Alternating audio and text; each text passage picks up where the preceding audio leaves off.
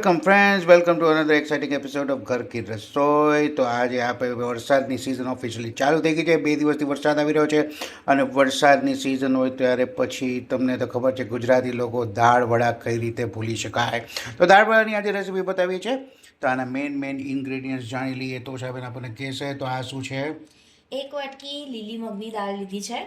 હમ એની સામે અડધી વાટકી ચણાની દાળ લીધી છે હમ અને 1 મોટો ચમચો અડદની દાળ લીધી છે. હમ સરખા પ્રમાણમાં લસણની કળીઓ લીધી છે, હમ આદુ મરચાં લીધા છે અને કોથમીર લીધી છે. તો આમાં તમે 3 દાળ કેવી રીતે શેના માટે લીધી છે? ત્રણ દાળ. લીલી દાળ છે એ આપણને લીલા સરસ કલરના દાળ વડાનો લુક આપશે. ચણાની દાળ એને બાઇન્ડિંગ આપશે અને અડદની દાળ પણ એને ફરસા બનાવવામાં હેલ્પ કરશે. So I think this is very important tip. I don't know કે પ્રોફેશનલ્સ લોકો કઈ રીતે બનાવતા હોય, પણ પીળી દાળની હોય છે. આપણે પ્યોર લીલા દાળની આજે બનાવીશું દાળ વડા. સો to get ready for the preparation of દાળ વડા. આ ત્રણેય દાળને મિક્સ કરીને મેં પલાળી દીધી છે. લગભગ 3-4 કલાક એને પલળવા દેવાની છે. સરસથી રીતે ધોઈને પલાળી દીધી છે અને હવે તમે જોઈ શકો છો કે એકદમ પોચો દાણો થઈ ગયો છે. ઓકે, હવે આને શું કરશો? હવે આને ક્રશ કરી લેશું. બહુ ઓછું પાણી નાખીને એને ક્રશ કરીને બેટર બનાવવાનું છે. Okay, so let's go ahead with the next process. તો આને શું કરી રહ્યા છે? આ બધી દાળને હવે આપણે મિક્સરમાં પાણી નિતારીને લઈ લઈએ છીએ અને પછી જરૂર પૂરતું થોડુંક જ પાણી નાખીને ક્રશ કરશું. બેઝિકલી આનું ખીરું બનવા જઈ રહ્યું છે. એઝ યુ કેન સી, હવે જોઈ રહ્યા છો આખું ભરાઈ ગયું છે. અને ફરીથી આમાં ટીપ યાદ દેવડાવી દઈએ કે આમાં 3 ટાઈપની દાળ છે. 3 ટાઈપની દાળવાળા છે એ ખાસ યાદ રાખવાની જરૂર છે. આને પીસતી વખતે જ આપણે એમાં આદુ મરચાં, લીલા ધાણા, આને મેં ધોઈને દાંડી સાથે જ લીધા છે અને લસણ નાખી દેશું. લસણ is also N important part. લસણ બહુ ઇમ્પોર્ટન્ટ પાર્ટ છે. હવે જે લોકો સ્વામિનારાયણ કહેવા હોય, લસણ ન ખાવું હોય તો એને લસણ વગરનું પણ આપણે બનાવીશું. જેમ કે અમારી મધરનું છે તો એનું ખીરું ડિફરન્ટ બનશે. આમાં આપણે લગભગ 1/4 કપ જેટલું પાણી નાખીએ છીએ. જરૂર પડે તો હજી બીજી 2-3 ચમચી નાખી શકાય, બાકી બહુ વધારે પાણી નાખવાનું નથી.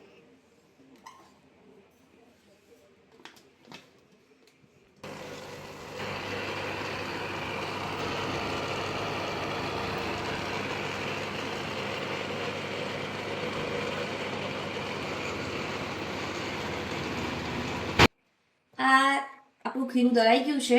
અહીંયાથી મેં ઉપરથી એનું આ નાનું ઢાંકણું કાઢી નાખ્યું છે. એમ કરવાથી આ ખીરામાં એર જશે અને એરને કારણે એકદમ સોફ્ટ દાળવડા બનીને તૈયાર થશે. તમે જોઈ શકો છો કે આ ખીરું એકદમ ગ્રીન કલરનું સરસ પીસાયું આમાં છે. કઈ સોડા નાખવાની એની કોઈ જરૂર હોય છે? પિંચ ઓફ નાખીએ તો ફૂલે, બાકી જરૂર ના નાખો તો પણ ચાલે. ઓકે, અને આ લુક્સ વેરી એકદમ ગુડ. આ એકદમ પ્રકારની કન્સિસ્ટન્સીનું ખીરું આપણે જોઈએ છે. કરકર્યું છે, એની અંદર હવા ગઈ છે એટલે કદાચ હવાના bubbles will make it more soft. So that's a very important tip for you. હવે આગળ વધીશું નેક્સ્ટ પ્રોસેસ માટે. આ ખીરાને હવે આપણે બાઉલમાં કાઢી લઈએ છીએ. સુપર. આમાં હવે આપણે સ્વાદ પ્રમાણે મીઠું, હળદર, એને સરસ ગ્રીન કલર આપી દેશે અને તીખાસની જરૂરિયાત પ્રમાણે મરી પાવડર એડ કરશું. મરચું ના નાખવાનું એમાં? મરચા પાવડર? ના, મરચાથી એનો કલર જતો રહેશે અને આપણે એને ઓકે ગ્રીન રાખવાના છે. Okay, so that's another important tip. બહુ જ ઇમ્પોર્ટન્ટ ટીપ છે ગ્રીન દાળ વડા.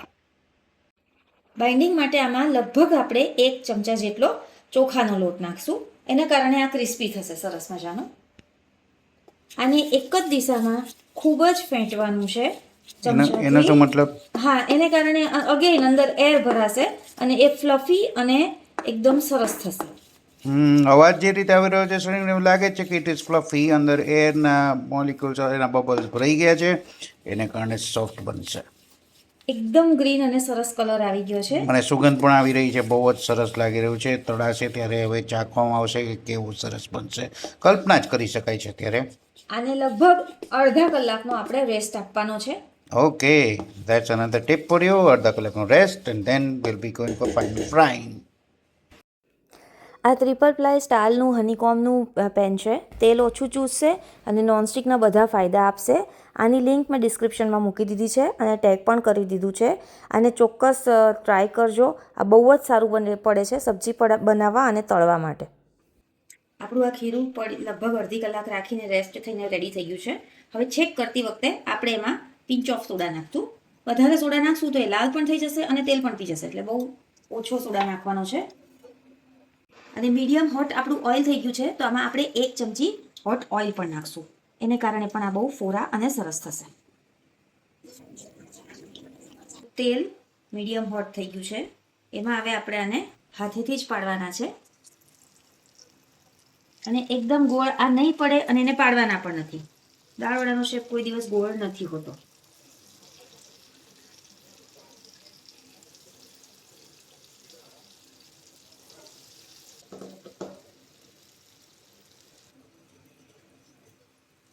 તમે જોઈ શકો છો કે આ દાળવડા મસ્ત ફૂલ્યા છે અને એનો સરસ મજાનો ગ્રીન કલર સચવાયેલો છે.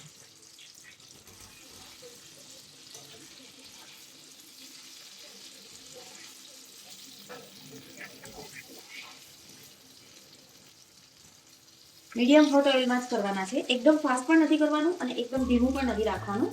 બહુ ધીમું રાખશું તો આ તેલ પી જશે. આપણા આ દાળવડા તળાઈને રેડી છે.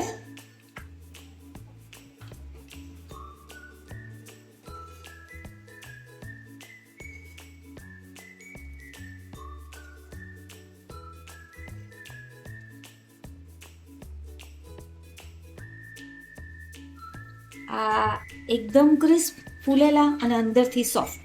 એકદમ સોફ્ટ છે, એકદમ જ સોફ્ટ. અને છતાંય એણે તેલ પીધું નથી. Excellent, super. Such a nice, સચ અ સોફ્ટ. તમે પ્રોમિસ કરો છો મોઢામાં મૂકશો તો મોઢામાં ઓગળી જાય એટલા સ્પોન્જી સોફ્ટ બન્યા છે. ક્યાંય બહાર આવા દાળવડા નહીં મળે. આ જ રેસીપી અજમાવો, બનાવો અને વરસાદી સિઝનમાં એન્જોય કરો. દાળવડા વિથ ગ્રીન ચટણી, ડુંગળી અને તળેલા મરચાં.